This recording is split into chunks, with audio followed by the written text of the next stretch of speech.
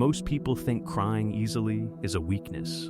They see someone tear up and assume they are too emotional, too sensitive, too fragile. But that assumption is wrong. And it hides something far more interesting. Because the people who cry easily are not always the weakest in the room. In many cases, they are the most aware. Think about it. Why does one person stay completely calm while another feels overwhelmed so quickly? Why does one person suppress emotion while another expresses it instantly? Is it just personality, or is something deeper happening? Here's where it gets interesting. Crying is not just an emotional reaction. It's a neurological response.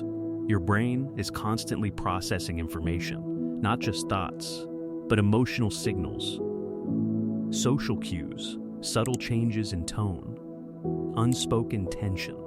And some people process all of that at a much higher intensity. This is often called emotional sensitivity. But that word is misleading, because sensitivity is not the problem. It's the depth of processing. Some people don't just notice emotions, they absorb them. A slight shift in someone's voice, a hidden disappointment, a small change in behavior, they pick it up instantly, even when nothing is said. Now here's the part most people miss. This kind of brain doesn't filter aggressively. It doesn't block emotional input, it allows more information in. And that creates a stronger internal reaction. So when emotion builds, it has to go somewhere. And sometimes, it comes out as tears. But here's the question. If crying is just emotional overflow, why do some people never cry at all? The answer is not strength. It's often suppression. From a young age, many people learn that showing emotion is dangerous. They are told to stay strong, stay quiet, stay in control. And over time, their brain adapts. It builds a filter, a wall, a system that blocks emotional expression. So the absence of tears does not always mean emotional stability. Sometimes it means emotional disconnection. And this is where things start to flip. Because the person who cries easily is not disconnected. They are connected. They are feeling things in real time, not delaying them, not suppressing them, not pushing them away. And that creates a very different internal experience. But there's another layer to this, and this is where it gets even more important. People who cry easily often have a more active limbic system. This is the part of the brain responsible for emotion, memory, and emotional meaning. When this system is more active, experiences feel stronger, more vivid, more personal. A simple moment can carry deeper meaning. A small event can trigger a strong response. And again, this is not weakness, it's intensity. But here's where things can become difficult.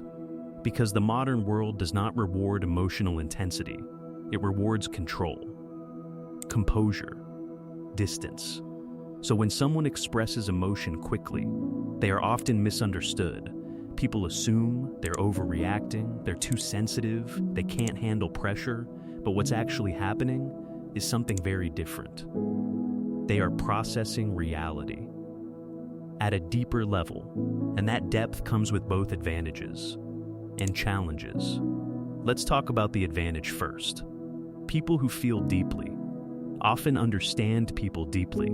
They notice things others miss, they sense tension, they read emotions, they understand unspoken dynamics.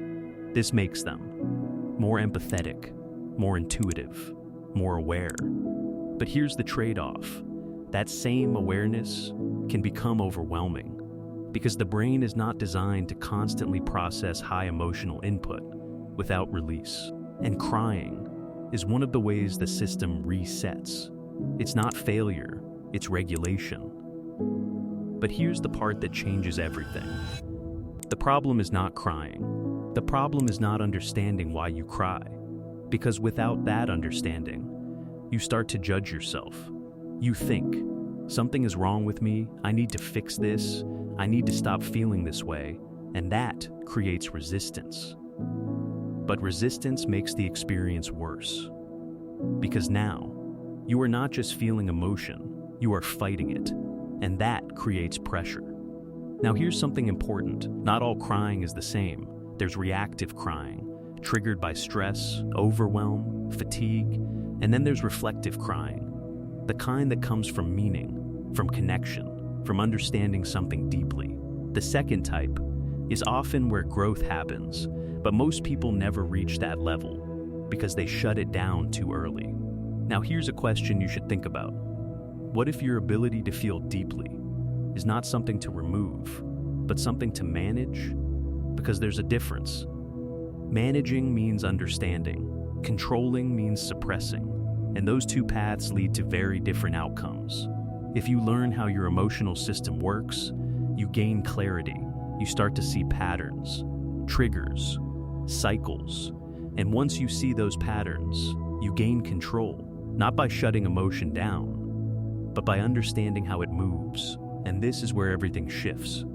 Because the goal is not to stop crying. The goal is to stop being controlled by what you don't understand. Once you understand it, you begin to respond differently. You create space, you regulate, you process, instead of reacting blindly. And that changes how others see you. Because now, your emotion has structure, not chaos. And here's the final insight. The people who feel the most often have the potential to understand the most, but only if they learn how to work with that system, not against it. Because once you understand your emotional patterns, something interesting happens. You stop seeing your sensitivity as a weakness, and you start seeing it as information about yourself, about others, about the environment around you. And once you see it that way, you stop trying to eliminate it and start learning from it. Because the goal was never to become emotionless. The goal was to become aware. And once that awareness develops, you'll start noticing something. The people who once looked too emotional often understand things others completely miss. And once you see that, you can't unsee it.